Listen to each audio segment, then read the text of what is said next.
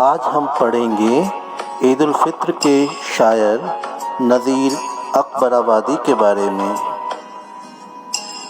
تو بچوں آئیے شروع کرتے ہیں نذیر اکبر آبادی۔ نذیر اکبر آبادی کا اصل نام ولی محمد تھا۔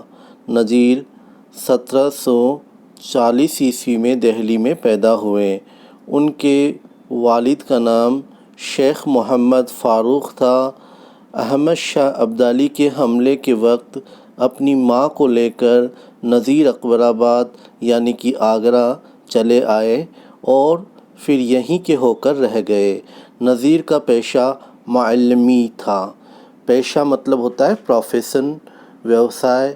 معلمی مطلب ٹیچنگ یا ادھیاپن، شکشن تھا۔ وہ درویش صفت انسان تھے۔ درویش مطلب فقیرانہ ٹائپ کے، صفت مطلب گن والے یا کوالٹی والے انسان تھے۔ ان کو سیر سپاٹے کا بہت شوق تھا۔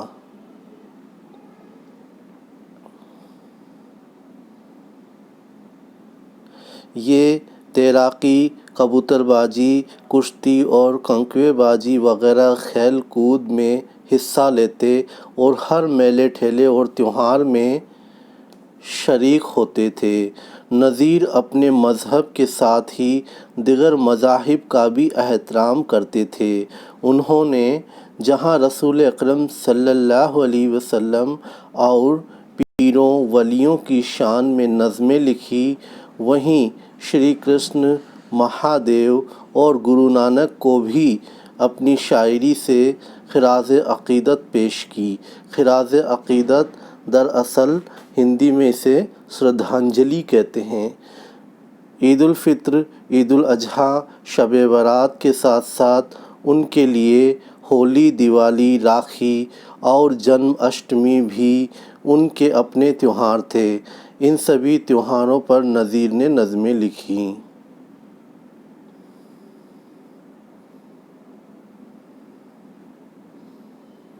عوامی زندگی کا کوئی ایسا پہلو نہ تھا جس سے نذیر بے تعلق رہے ہوں، اسی لیے نذیر کو عوامی شاعر کہا جاتا ہے۔ اب عوام کسے کہتے ہیں؟ عام لوگوں کو، اسی لیے نذیر کو عام لوگوں کا شاعر یعنی عوامی شاعر کہا جاتا ہے۔ نذیر نے عمر کے آخری دنوں میں مدرسی کی۔ مدرسی مطلب وہی ٹیچنگ یا ادھیاپن، شکشن وغیرہ کیا۔ 1830 عیسوی میں آگرہ میں ان کا انتقال ہوا۔ نذیر اکبر آبادی نظم کے شاعر ہیں۔ انہوں نے میلوں، تہواروں، موسموں، پھلوں اور زندگی سے متعلق دیگر چیزوں کو اپنی شاعری کا موضوع بنایا، مطلب عنوان بنایا، ٹاپک بنایا۔ ان کی شاعری میں ہندوستانی ماحول کی عکاسی، عکاسی مطلب چترن یا منظر کشی ہوتی ہیں۔ نذیر نے اپنی نظموں میں عام بول چال کی زبان کا استعمال کیا ہے۔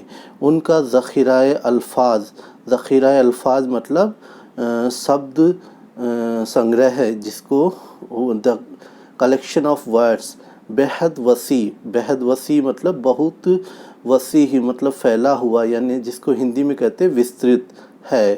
آدمی نامہ، بنجارا نامہ، ہنس نامہ، روٹیاں، مفلسی، ہولی، کرشن کنہیا کا بالپن، ریچھ کا بچہ، گلہری کا بچہ اور تربوز، تیراکی، کورا برتن وغیرہ ان کی مشہور نظمیں ہیں۔ نذیر اکبر آبادی نے نظم عید الفطر میں رمضان کے 30 روزوں کے بعد آنے والی عید کی خوشی کا منظر بڑے دلکش انداز میں پیش کیا ہے۔ منظر یعنی وہی سین یا درشیہ، دلکش انداز میں مطلب بہت دل کو کشش کرنے والے انداز میں، دل کو کھینچنے والے انداز میں، آکرشت کرنے والے انداز میں پیش کیا ہے۔ عید کا چاند دیکھ کر لوگ بہت خوش ہوتے ہیں اور عید کے دن چھوٹے بڑے اور امیر و غریب سب لوگ گلے ملتے ہیں اور ایک دوسرے کو عید کی مبارکباد دیتے ہیں۔ تو آج ہم نے نذیر اکبر آبادی کے بارے میں پڑھا۔ اس کے بعد نیکسٹ چیپٹر میں ہم ان کی لکھی ہوئی نظم عید الفطر کے بارے میں پڑھیں گے۔